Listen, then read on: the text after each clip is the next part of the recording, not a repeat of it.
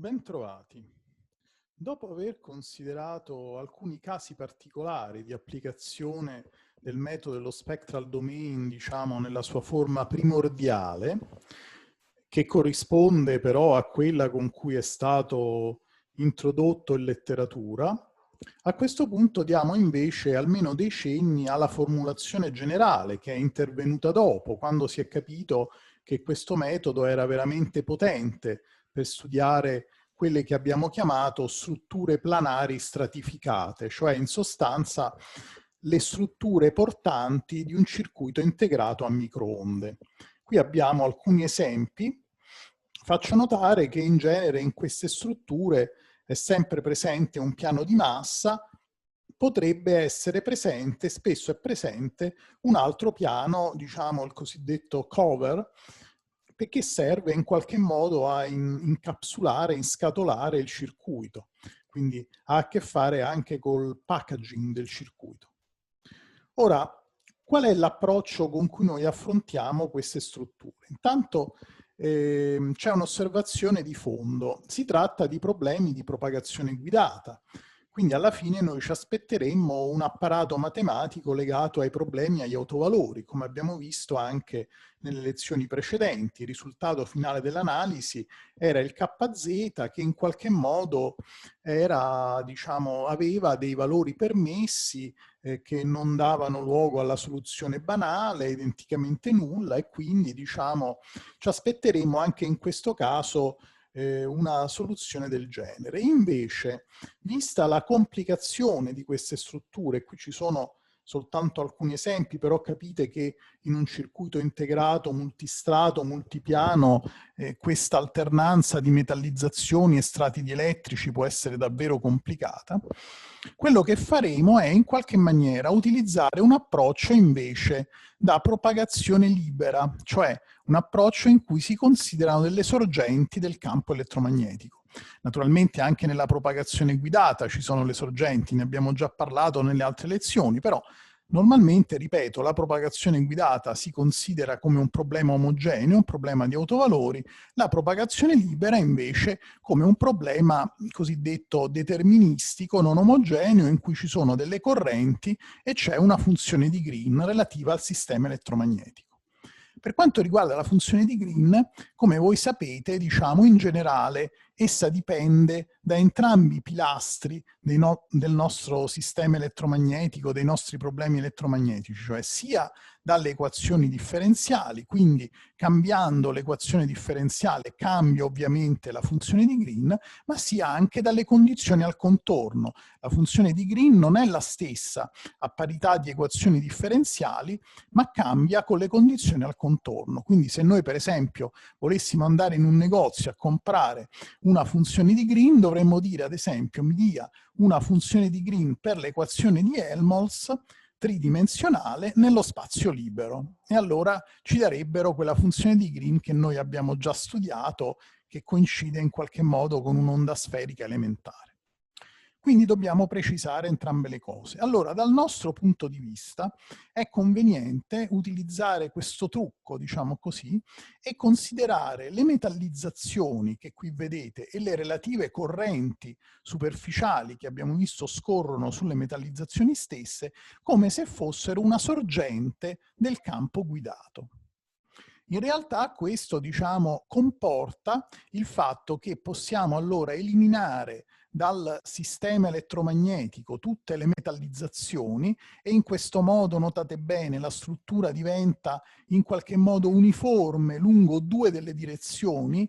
Nel seguito indicheremo con Z la direzione in qualche modo ortogonale alla stratificazione, contrariamente a quello che abbiamo fatto finora, ma è, diciamo, coerente con un po' tutta la letteratura sull'argomento, e chiameremo x ed y le altre due coordinate. Dunque vedete che se non teniamo conto delle metallizzazioni, queste strutture sono tutte stratificate lungo z e quindi risultano tutte invarianti per traslazione sia lungo la direzione x che lungo la direzione y.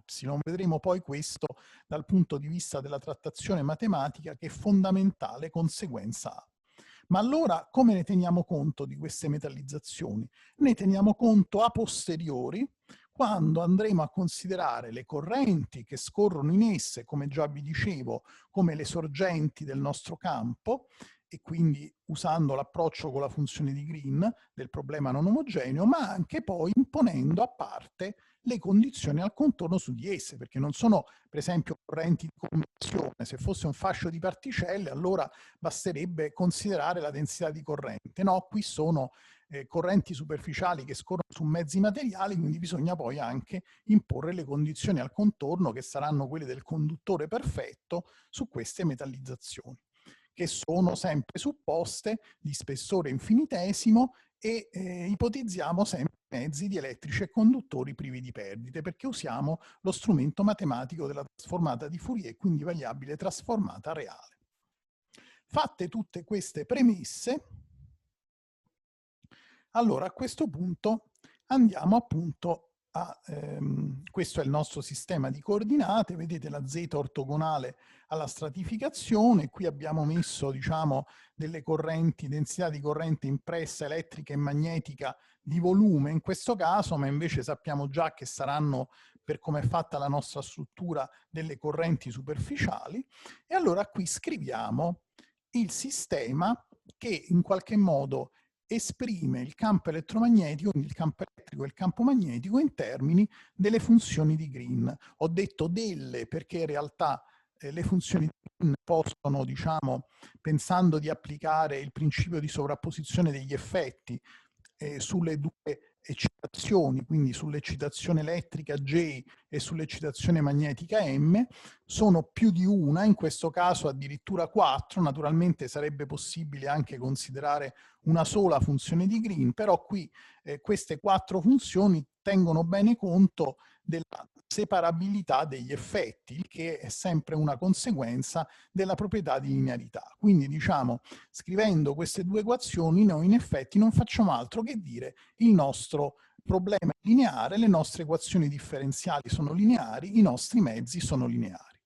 Allora, se chiamiamo V' per ora, manteniamoci sulle eccitazioni di volume, il volume all'interno del quale sono situate queste correnti impresse che ho disegnato qui, e chiamando con G e E la funzione di Green nel caso più generale possibile diadica, come abbiamo visto nel corso di base. La GE è la funzione di Green del campo elettrico dovuta alle eccitazioni elettriche, quindi alle J, per cui possiamo scrivere questo primo integrale che è nient'altro che, ripeto, l'espressione della linearità con la funzione di Green e le grandezze impresse elettriche.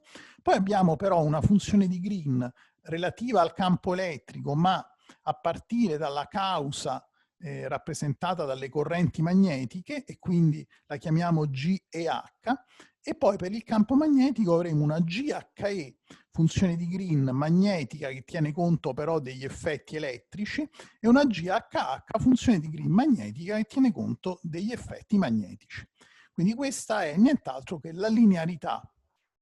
Allora a questo punto però noi diciamo queste non sono due semplici funzioni in un ambiente lineare, sono un campo elettrico e un campo magnetico che devono essere soluzioni delle nostre equazioni differenziali di Maxwell.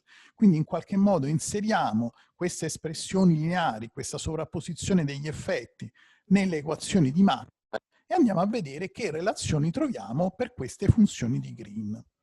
Qui sfruttiamo due, diciamo, punti importanti: il fatto che sia le correnti elettriche che le correnti magnetiche sono in qualche modo diciamo due sorgenti indipendenti in un ambiente lineare, vale la sovrapposizione degli effetti, e il fatto che peraltro sono del tutto arbitrarie, cioè la nostra formulazione deve valere qualunque sia la forma di queste e la localizzazione di queste correnti.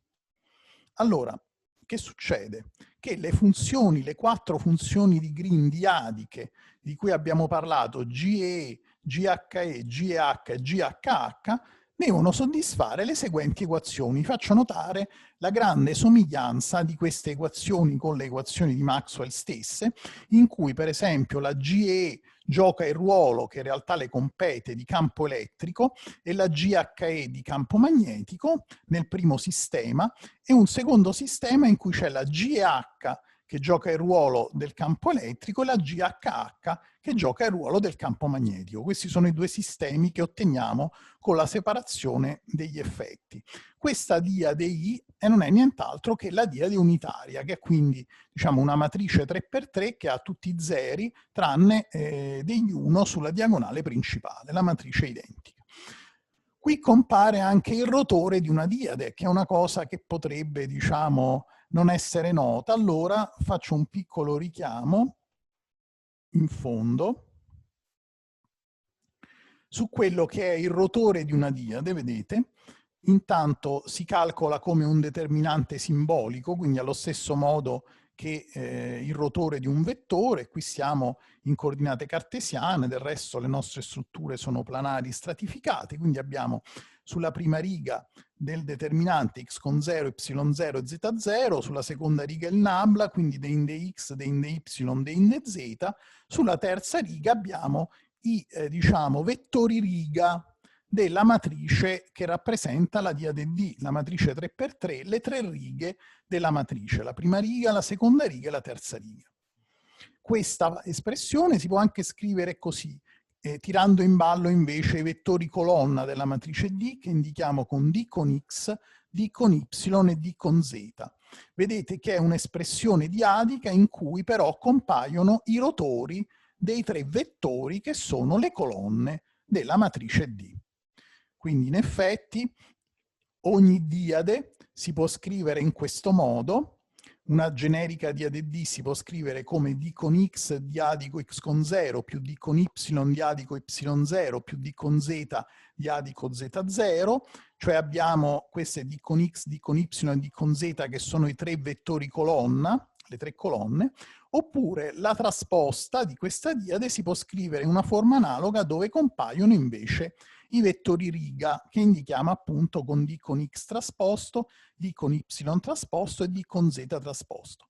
In termini di questi vettori riga, cioè delle righe della matrice, la stessa diade si può scrivere in questo modo, una generica D, come X con 0, D con X trasposto diadico, più Y0 diadico, D con Y trasposto, più Z0 diadico, D con Z trasposto. Quindi queste, diciamo, notazioni molto simili a quelle usate per i vettori ci danno conto dell'espressione del rotore, quindi in qualche modo il rotore si definisce, si sa calcolare. Ma come vengono ottenute? Notate che compare anche la delta di Dirac qui, ovviamente R come al solito, come sempre con la funzione di Green, è il punto di osservazione, R' il cosiddetto punto di sorgente, un punto che spazia nella regione dove ci sono le sorgenti, in questo caso soltanto il volume V'. Allora, vediamo come si ottenevano queste, anche se poi non le utilizzeremo nella reale determinazione delle funzioni di Green. In realtà noi non faremo vedere nelle lezioni successive tutta la procedura dettagliata per il calcolo della funzione di Green, che è piuttosto complicata, ma mostreremo invece il risultato finale, la matrice 3x3 almeno nel caso della GE, quindi effetto sul campo elettrico delle sole correnti elettriche, che naturalmente sono quelle in qualche modo più realistiche, anche se le correnti magnetiche, vi ho già detto più di una volta, possono essere realistiche lo stesso come correnti equivalenti che rappresentano qualcos'altro. Allora, come si ottengono questi due sistemi? Applichiamo appunto la sovrapposizione degli effetti, supponiamo che nel primo caso le correnti magnetiche siano identicamente nulle. Allora questo significa che nelle espressioni semplice, diciamo, conseguenza della linearità per il campo elettrico e per il campo magnetico, spariscono questi due integrali e rimangono soltanto quindi le GE e le GHE che troviamo nel primo sistema. Notate fra l'altro la grande somiglianza di queste equazioni con le diadi, con le funzioni di Green diadiche, alle equazioni di Maxwell stesse, a parte qualcosa che magari ancora non capiamo, la presenza di questa delta della matrice identica, ma ora ci arriviamo.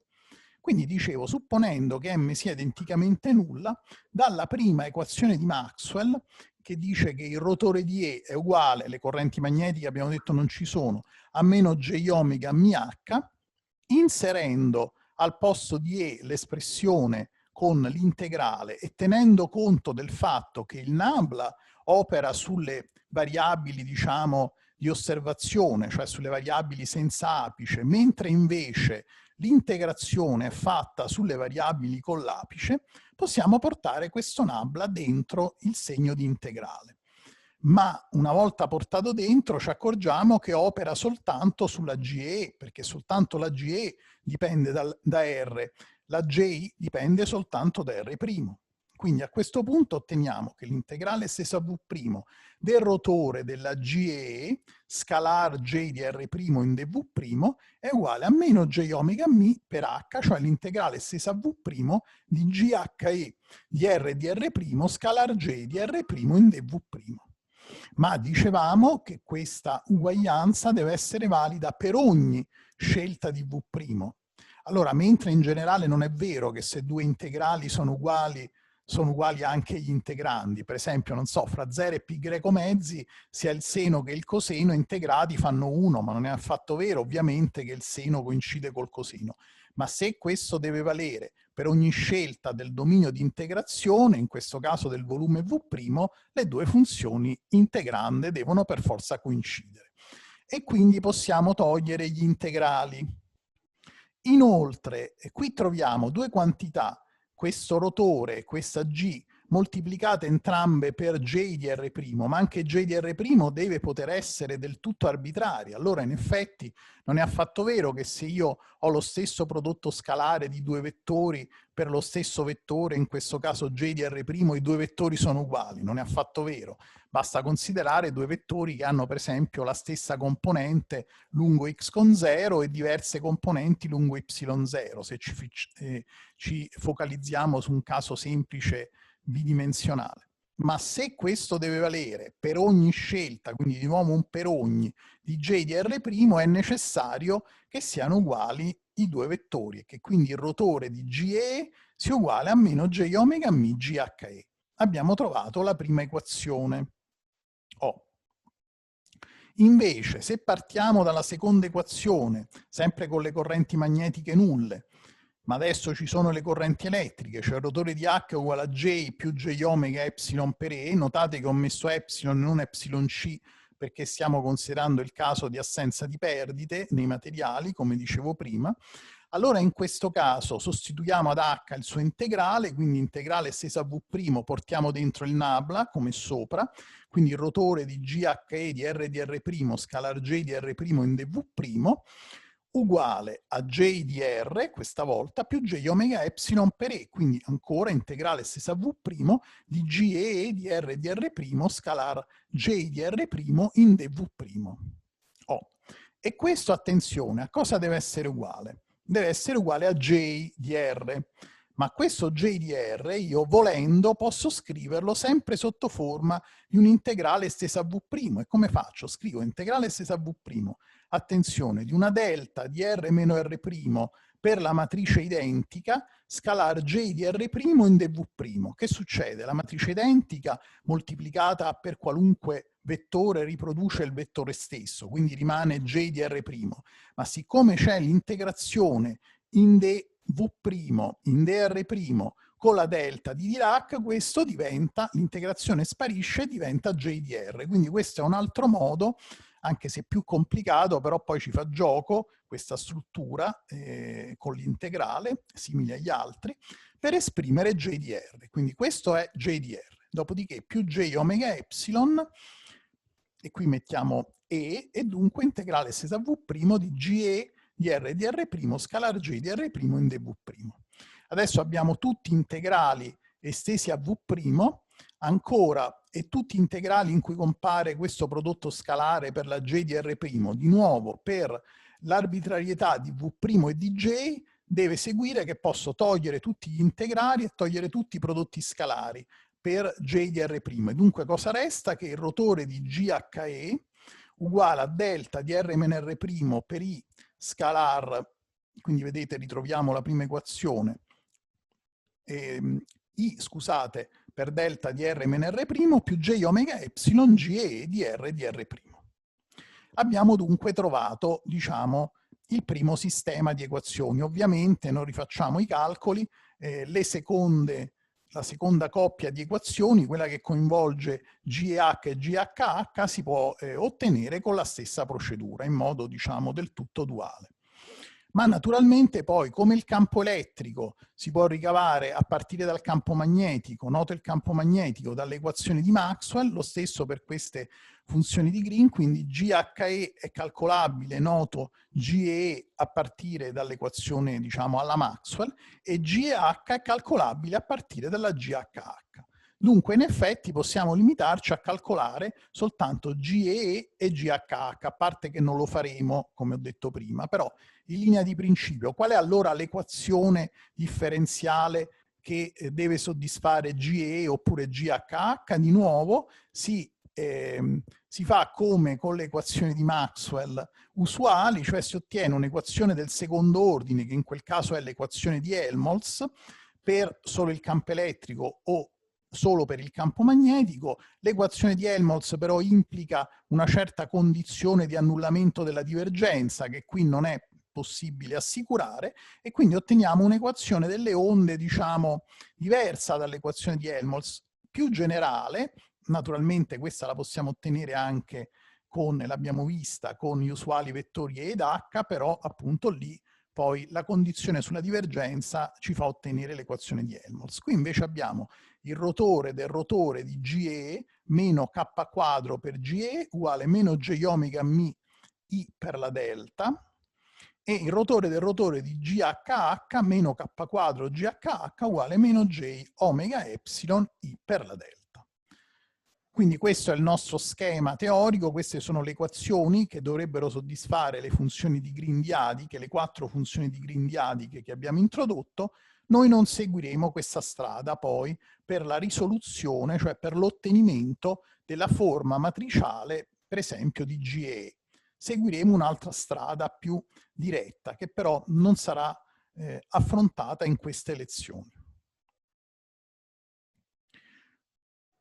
Queste funzioni di Green diadiche sono ottenibili, e appunto noi faremo vedere il risultato, nel dominio spettrale. Invece non è possibile ottenerle nel dominio spaziale. Non sempre si riesce ad ottenere una funzione di Green, magari fosse facile, perché poi la funzione di Green, essendo la risposta impulsiva, in qualche maniera permette di avere tutte le nostre informazioni sul sistema elettromagnetico. Noto un qualunque ingresso, posso ricavare la corrispondente uscita.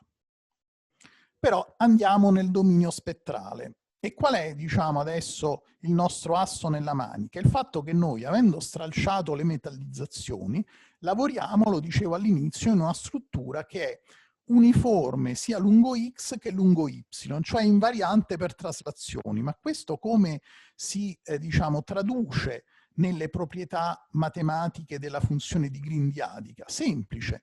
Rispetto alle due coordinate x ed y, la funzione di Green non dipende separatamente dalla x e dalla x' o separatamente dalla y e dalla y', come dovrebbe essere in generale per la linearità, ma dipende soltanto per il tramite della loro differenza. Quindi la GE in realtà, per questa proprietà di invarianza che abbiamo ottenuto perché abbiamo potuto togliere le metallizzazioni, perché le metallizzazioni introducevano almeno lungo x, lungo, diciamo, la coordinata che era x nel caso delle strutture bidimensionali, e che ora invece nel nostro nuovo sistema di coordinate y, introdurrebbe una dipendenza da questa y, e dunque non sarebbe più vero che la funzione di Green è invariante, ma noi siamo rimasti soltanto col nostro mezzo stratificato, le metallizzazioni le vedremo a parte, dunque la GE è in realtà una funzione di x meno x', y meno y', e poi separatamente di z e z'. Ma qual è il vantaggio di avere questa dipendenza? Che poi gli integrali in cui compaiono le funzioni di Green sono in realtà integrali di convoluzione, e quindi c'è la benefica proprietà che, andando nel dominio trasformato, come sappiamo bene dalla teoria dei segnali, la trasformata di Fourier della convoluzione è semplicemente il prodotto, banalmente il prodotto delle trasformate. Allora a questo punto definiamo una trasformata di Fourier bidimensionale, sia rispetto a x che rispetto a y, e dunque le variabili trasformate saranno kx e ky.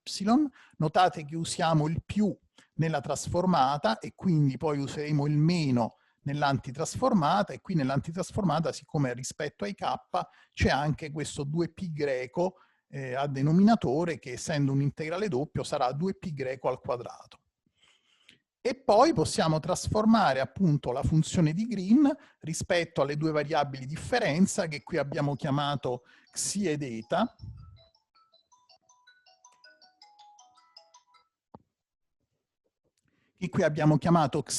dove appunto la xi corrisponde ad x meno x' e l'eta corrisponde a y meno y'. Questa è l'espressione della trasformata della funzione di Green.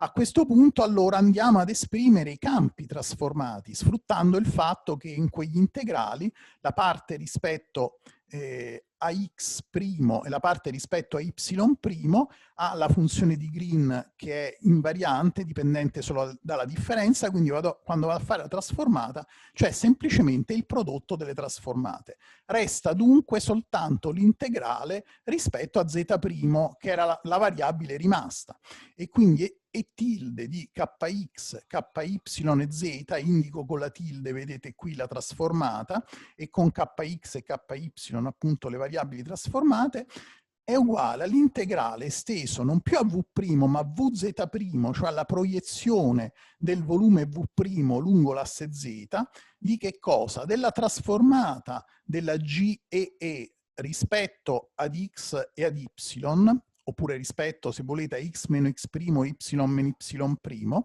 quindi è uguale alla GEE tilde di kx, ky, z e z', scalar J tilde di kx, ky e z' in dz', più l'altro integrale esteso a vz' di g e h tilde di kx, ky, z e z', scalar m tilde di kx, ky e z' in dz', e l'analoga equazione per il campo magnetico trasformato H tilde di kx, ky e z, che è uguale di nuovo a due integrali simili in cui appaiono le altre due funzioni di Green diadiche, cioè la GHE e la GHH trasformate. Adesso, quindi già abbiamo notevolmente semplificato, ci siamo tolti gli integrali rispetto a x rispetto a y. Ma adesso ci toglieremo anche l'integrale rispetto a z, sfruttando un'altra caratteristica delle nostre strutture, che sono delle strutture stampate. Quindi in effetti queste correnti, come dicevo all'inizio, elettriche e magnetiche, sono correnti elettriche e magnetiche superficiali, che ci sono soltanto per certe z, avendo chiamato con z, ricordate, la coordinata ortogonale alla stratificazione. Quindi all'interno di questi integrali rispetto a z' compariranno in realtà delle funzioni delta di z meno z', localizzate sui vari punti del mio circuito, magari multistrato, multipiano, dove io ho sistemato le metallizzazioni e dove quindi ci saranno queste correnti superficiali. Allora, nel momento in cui io utilizzo la funzione delta di Dirac, il mio integrale, scusate,